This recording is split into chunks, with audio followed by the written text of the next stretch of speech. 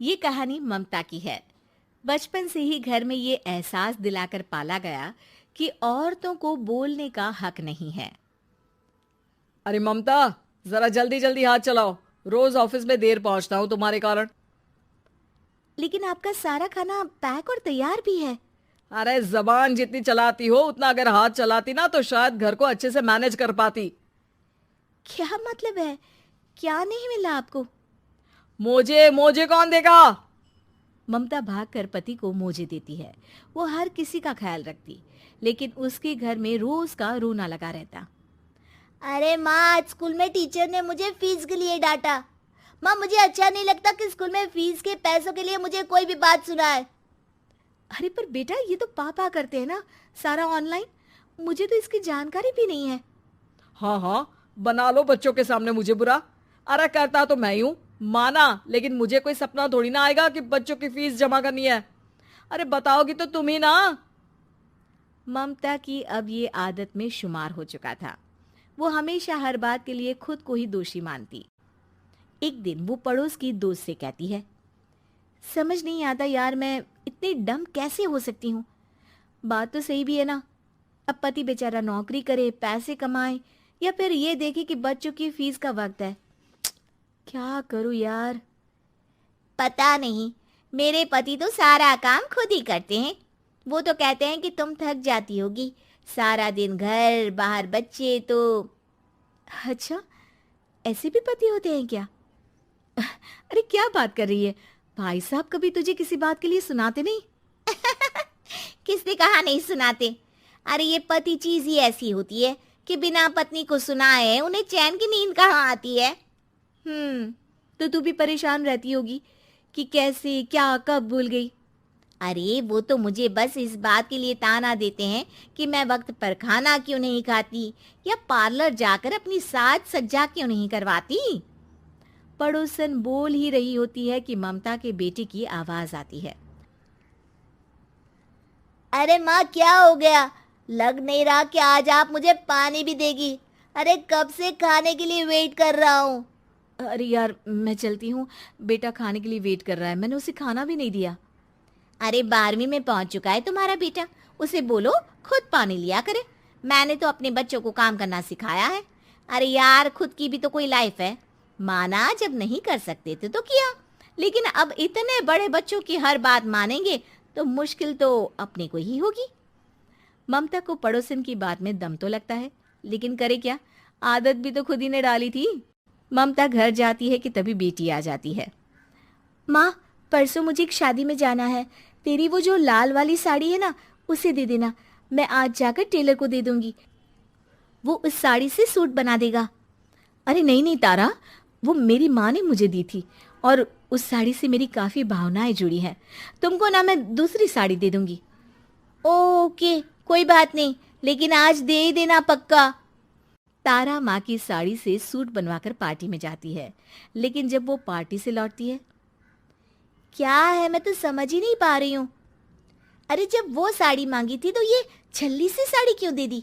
मैं ही पागल थी जो इस साड़ी का सूट बनवा लिया मैंने। माँ, जानती भी हो कि कॉलेज में मेरी कितनी हंसी उड़ी। तभी वहां ममता का पति सुनील आ जाता है। अरे गवार औरत, जब बेटी साड़ी मांग रही थी तो दे देती ना। अरे पापा, इनके तो इमोशंस जुड़े थे उस साड़ी से। ममता इतने सब के बाद भी कुछ नहीं बोलती। मेरी बेटी की बेइज्जती हो गई, मैं बिल्कुल बर्दाश्त नहीं कर सकता ये।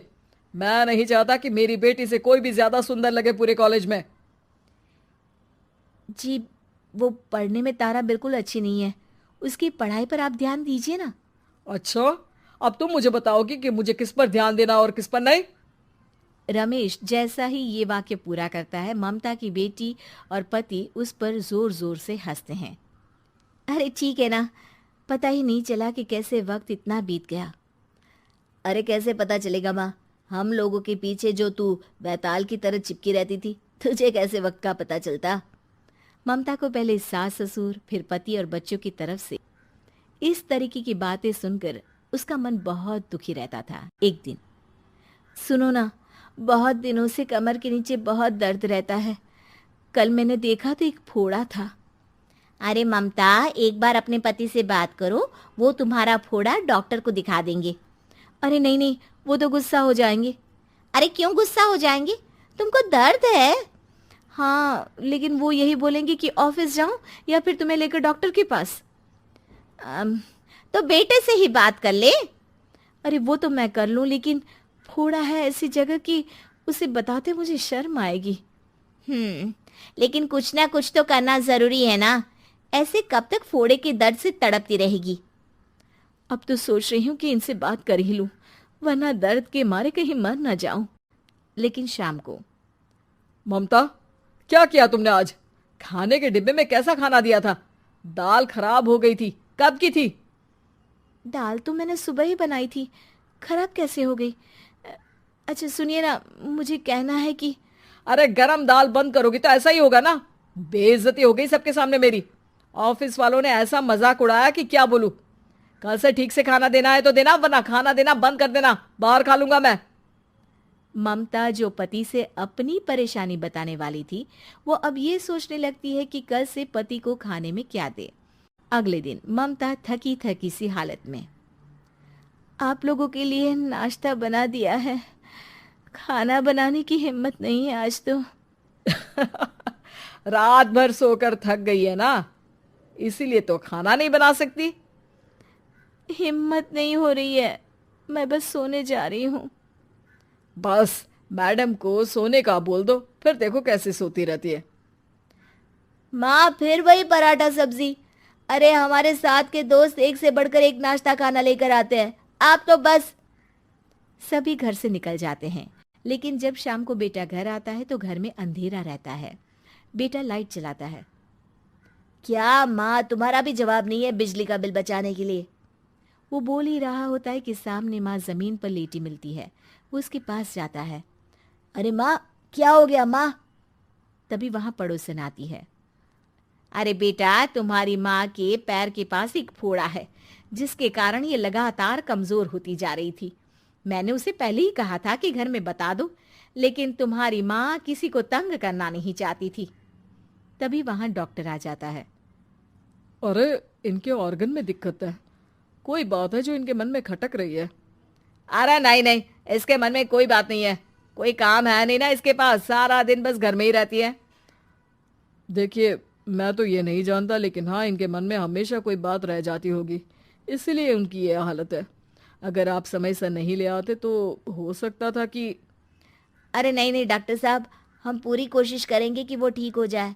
हम लोगों ने अपनी ही परेशानी माँ के सामने रखी, लेकिन किसी ने माँ की दिक्कत को जानने की कोशिश तक नहीं की।